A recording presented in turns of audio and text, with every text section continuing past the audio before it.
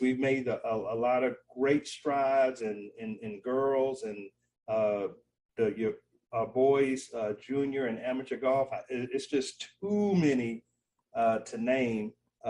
We've had Bailey Davis, who made it to the finals in the U.S. Junior amateur golf world, and I mean, it's just like I said, it's just too many to name. We had so many juniors in at Worlds, and then we had some juniors at World Team. So a lot of great golf that was displayed this summer. It's about that time to go back to school. We've got we've got so many of our juniors that's going to college now. As a matter of fact, we've got Kendall Jackson headed to Howard University. And I know our special guest is going to look out for her and take good care of her because they're not too far from each other. But man, the junior golf is exploding. We're focused right now. There are a lot of great things that's happening in the world of junior golf. We're winning big, and we're winning a lot. So I'm excited about our special guest that's going to be on tonight. And so before I bring him up, again, we have U.S. Kids Fall coming up in a lot of different areas across the country. And of course, there are a lot of championships and a lot of big tournaments between now and the end of the year, all across the country. AJGA, NJGA, and a lot of different local chapters where junior golf is being played. So without any further delay, man, I want to bring up my special guest, my friend, all the way from Virginia. Let's give it up for Mr. Randy Newsome. What's going on, Randy? Ro, how are you this evening? I'm doing great, my friend. I'm doing great. Good. And I haven't seen you in a couple of weeks, man. I know it was nice to make your acquaintance in Myrtle Beach and let you beat me up on the golf course. I enjoyed it. Man, I wish, man. I just appreciate everything you've done for Lil Jon, and just from coaching, just from giving them advice and just helping them as much as you can in anything. He will always remember that. He'll never forget, because we talk about you all the time, and we appreciate everything that you do. So first thing I want to ask you, Randy, is give us a little background about yourself, man. Who you are, where you're from, anything that you want to share with us. We've seen you on Facebook a lot, on the Alliance page with your grandbabies and beautiful family. So just tell us a little bit about yourself. Well, I guess I was before golf related, I didn't start playing golf until I was 28 years old. But before the age of 28, after high school, I played college basketball for a couple of years. And I really finally was pinched to realize that the dream of playing basketball at another level was not going to occur. So therefore, after that, I spent 22 years in the United States Army. Okay. And within those 22 years is where I picked up a golf club. Wow. And I started playing at 28 years old, and that became my addiction. And I can honestly say that, yes, I have an affinity for the game, a love for the game, an addiction to the game. And I know I can no longer play with the youngsters, but what I can do is pass on my experiences, my knowledge, my tournament history, and all of the things that weren't afforded to me when I was growing up as a puppy in the game of golf. And since the age of 28, I started playing competitively. I didn't start playing competitively at a state and regional level until I was in my 40s. Gotcha. A lot of people were like, man, you should try to play competitively. Like, I'm having too much fun. But then I got the bug. Right. So I started playing in North Carolina, in the Carolinas Golf Association events when I lived in North Carolina. Then I moved here to Virginia, played in the Virginia State Golf Association events. and in the Mid-Atlantic events. I've had the privilege of placing very high in some Virginia State Golf Association events. In a 2018 in the match play, I was runner-up. 2019, I finished within the top 10 of the VSGA points, which means I was exempt from playing in the Senior Amateur and the Senior Opens. So I played in State Senior Opens 4 or 5 times, Senior Amateurs 4 or 5 times, and I had the honor and privilege of winning the Mid-Atlantic Senior Amateur in 2020, which is probably my greatest competitive golf accomplishment to this point. The only thing I've done probably greater than that competitively is having the ability to help someone who's coming up at an earlier age, the young people right now who really aspire to learn the game, and hopefully they don't have to share some of the hardships, trials, tribulations, and bumps in the road that I did, and having to share them with these juniors and the youngsters of the game of golf is something that I absolutely have a new affinity for. And it's because of people like you, Ro, who really opened the door for something like this that made this possible. For that, I thank you. Man, you are welcome. And, I think you and I, we shared one of our favorite players. And I think you had some dealings with Lonto Griffin, right? You know Lonto? I know Lonto from some of the Opens. If Lonto and I walked past each other, we would probably go, who is that guy? Right. But I can't say that I know him as a friend, right? Or that we've had dinner together, or we shared, some stories together, but we shared some tournaments together. Right. And now I'm glad to see that he has gone on and done bigger and better things and got his start in college golf at VCU. Yes. Which now my friend Andy Walker is now the coach at VCU. That's right. So it's amazing how the circle of evolution just always goes around and round. Yes, and it's going to continue. I think things are going to happen over the next 5 to 10 years, and it's going to be like, wow, it's just coming around, and it's going to get better. So real quick, Randy, talk a little bit about how you went. What are some of the things that gave you that edge to go from being a good golfer to a great golfer? Because I've seen you play, and I know you can really flat out play it. I'm gonna ask you your lowest round ever in just a few minutes, but what gave you that little edge to be like as really good as you are?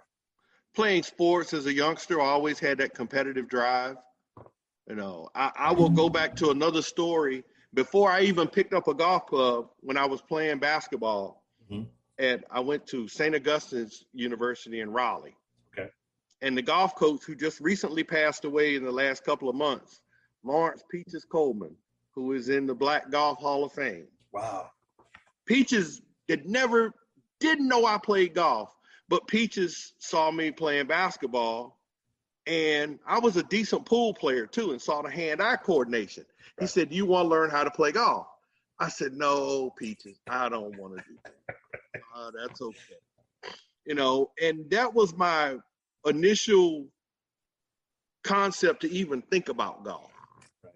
But to say that what made it maybe from good, I wouldn't say great, but thank you for the accolade. It's just that when I practice, I practice. When I work, I work. When I chip and putt, I chip and putt. I have a routine that's a practice routine that is unbreakable.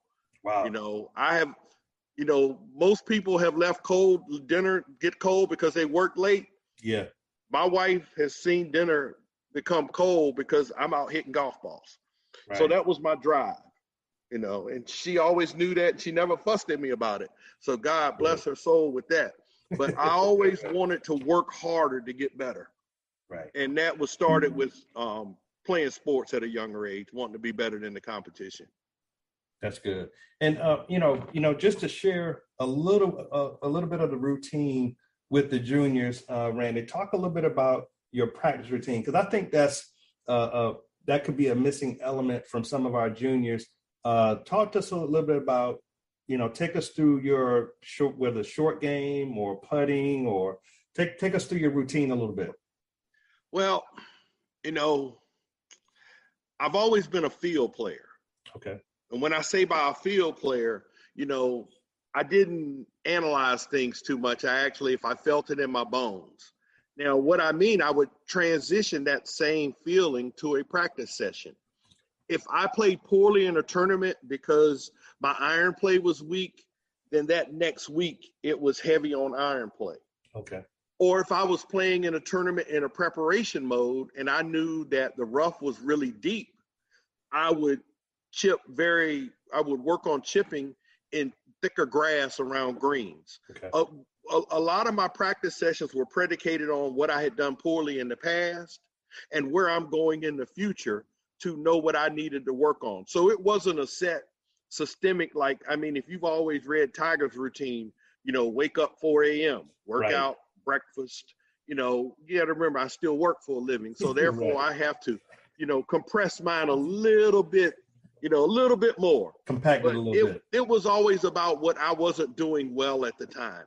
If it was putting, if it was downhill putts, if it was 30-foot putts, if it was 3-foot putts.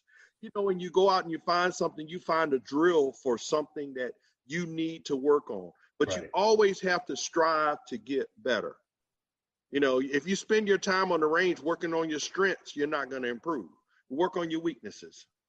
That's how you improve. Good. Now, and knowing what you know now, Randy, what are some of the things that you would tell our juniors to make their journey a little bit smoother in the game of competitive golf?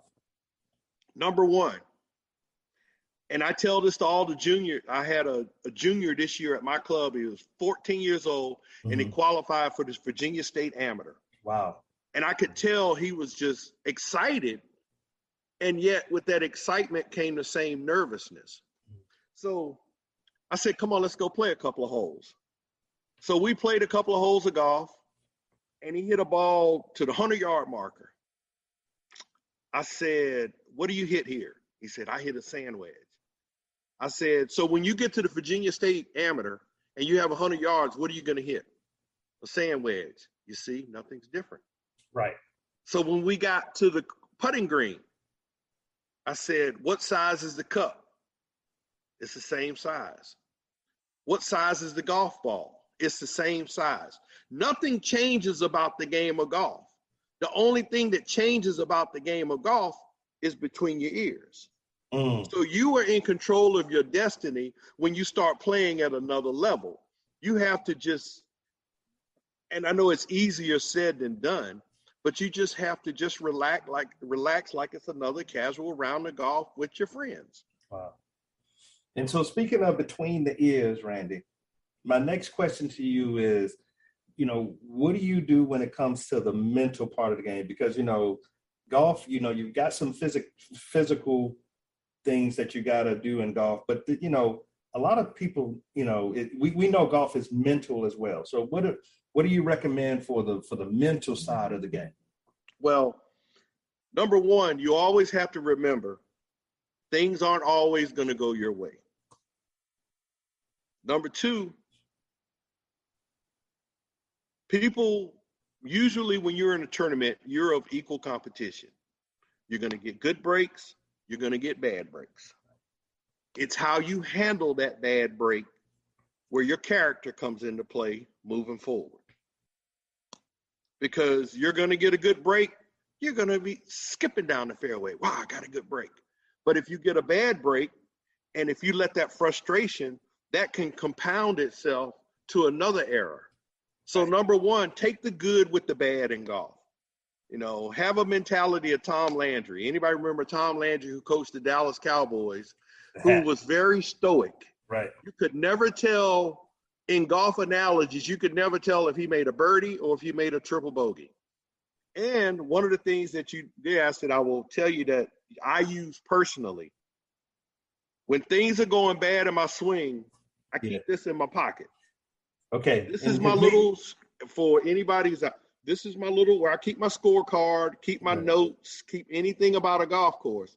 But there's notes in here about me as well. Right. If you don't mind, Randy, share those 4 things, because you sent that to Lil John before. Yeah. So share those few things that helps you when you're on the course. No, now I got it down to 3, bro. So Okay. Okay. so the 3 things I always tell myself when things are going bad, Mhm. because I'm not hitting great shots, is 1, make sure I stand closer to the ball. Number 2, keep my club head towards the target at impact. And Mhm. number 3, accelerate through the ball. Now Gotcha. that's me.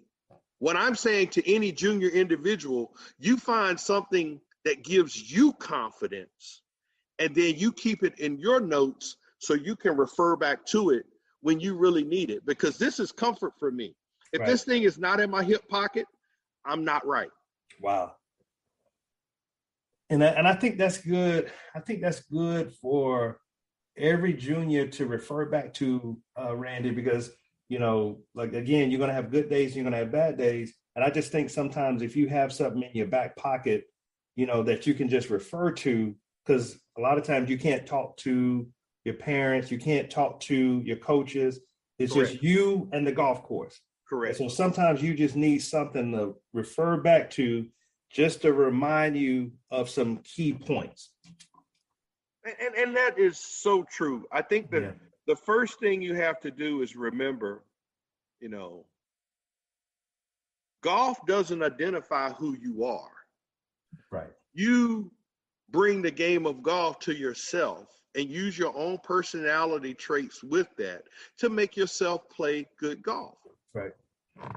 And it's all mental. And I was telling Ro even before this podcast started, there are many people who play just as well as the guys on tour on driving ranges in Florida, Texas, Arizona, any of the southern states where they're warmer climates. There are some very good golfers. Mm-hmm. They are equal in physical capabilities. Wow. But it's the mental mindset. It's not the, boy, I hope I can get this ball out the bunker, versus like, I'll get it close. I'll get up and down and move on to the next hole. That it's all mental. Gotcha. Now, Randy, I know you don't have a favorite player in the game of golf, but you watch a lot of golf. What are you looking for when you watch golf? I watch individuals who, I'm not a slow player. Right. So I believe that, once you grab a club out of your bag, commit to it. Commit to the Even if shot. it's the wrong club, commit to it. Right. You'll learn the next time. You're going to make mistakes. That's why the Lord put erasers on pencils. We are going to make mistakes in this world. You are going to make mistakes playing golf.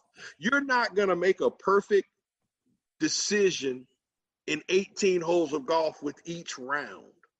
Just whatever you decide, stick with it. And I love the guys that stick with it. I'm not, I like a guy that I'm going to hit 8-iron regardless. Right. What I'm going to hit, but the guy who goes back, look at the guy who goes back and grabs the club 3-4 times. I need 7. I need 8. Then the next thing you know, when he makes a mistake, things begin to compound themselves throughout the round. But all I can say is, once you make a decision, stick with it. It may be the wrong decision, but God knows it's a decision. And that's important in the game of golf. Gotcha. Now, Randy, I know you've played a lot of courses across this country. What are some of your favorite courses that you've played around the country? I've had the privilege of playing Congressional. Wow. I've had the privilege of playing Seminole. I've had the privilege of playing Lake Nona, which is where Henrik Stenson lives. Okay. I've had the privilege of playing Firestone, Pinehurst, and I can tell you that, playing wherever I go and play golf, I'm gonna have fun. Right. I don't care if it's competitive or if it's just playing around with Roe Thompson. I'm gonna have fun. King's North, baby. And whether it's a good course or a bad course, sometimes the camaraderie is more important than the course that you're playing. That's right. That's so right. And Randy, how many hole-in-ones have you had? I've had 4, and I've only had 1 in competition. Okay. So, and I also had one when I had one of my worst rounds of golf. Oh, wow. I shot 87 and had a hole in one. I had a miserable day. Right. You know what a day we were just talking about decision making? Yes. Well, that day, every decision I made was wrong. And I'm not gonna lie, the hole in one, I had pulled it 20 yards offline. What? And it hit a mound and kicked it right and went back in the hole. Oh my gosh. That's golf. That's golf. Some days you're the pigeon, some days you're the statue. That's golf. It's just golf. Now, Randy, what's your all-time low on the course? Well, we can look at that two ways. Okay. All low on a course, 64. Okay. Lowest in competition was a 66. Okay. And at 66, that day I made a double bogey. Right. So I made a mistake that day as well. Probably toward the end of the round. Your great rounds and your bad rounds. Right. That's going. I mean, 64, 66, man. That's going low. I mean, you in the mid 60s. That's going low. I mean, you probably had about somewhere between 6 to 8 birdies that day. No, that day I had 8 birdies. 8 birdies. Yeah. Double bogey was the only blemish on my card. Right. So, Yeah. I mean, that was a day where the cup looked like a 55-gallon drum. I made everything I saw. You couldn't miss anything, huh? And then there's some days you're playing well, the cup looks like a thimble. You just can't make a putt. That's just the game. That is the unique game that we play. That's right.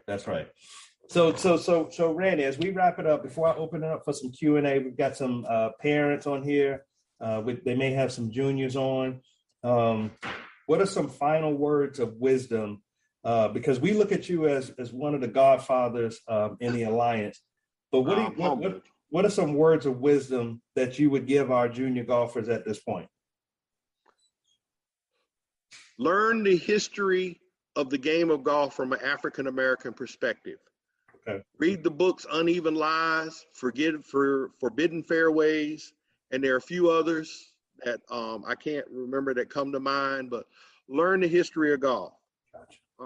If you ever have a chance to meet some of our legends who are still with us, Mr. Thorpe, Mr. Dent, Elder. Yeah, Mr. Elder. Yeah. If you ever come across that opportunity, take that opportunity. Learn from us. When I say us, the elder African-American statesmen who want to see all of you all become successful. Because I want to be able to watch TV one Sunday when I'm old and say, I remember that kid on a podcast 15 years ago. Right.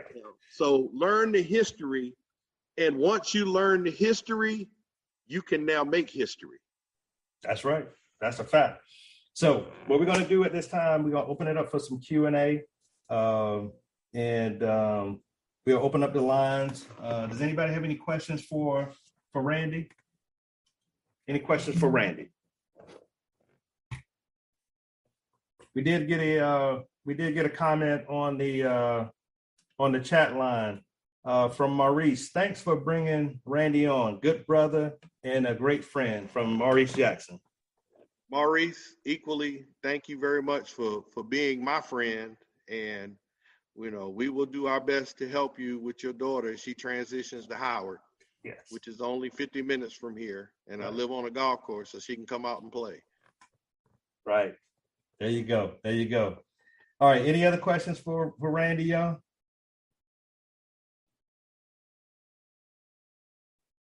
All right. Good.